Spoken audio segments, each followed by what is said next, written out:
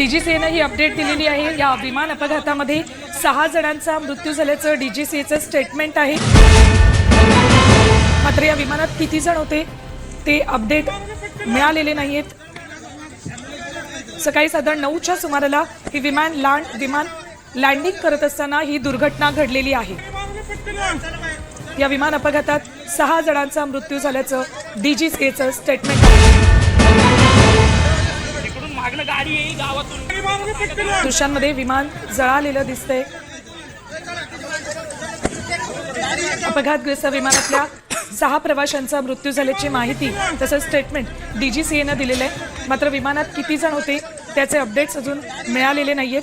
खासगी विमान होतं हे विमान बारामतीला जात असताना एअरपोर्टवर लँडिंग दरम्यान ही दुर्घटना घडलेली आहे। अपघातग्रस्त विमानामध्ये अजित पवार आणि त्यांच्यासोबत त्यांचे काही अधिकारी सहकारी पायलट असे किती जण होते हा नेमका आकडा अजून तरी कळलेला नाहीये। या अपघातग्रस्त विमानात अजित पवार होते, गंभीर जखमी झालेले आहेत। ते उपचार तातडीनं या सर्वांवर सुरू करण्यात आलेले आहेत। मात्र या विमान अपघातात 6 प्रवाशांचा मृत्यू झाल्याचं डीजीसीएनं माहिती दिलेली आहे।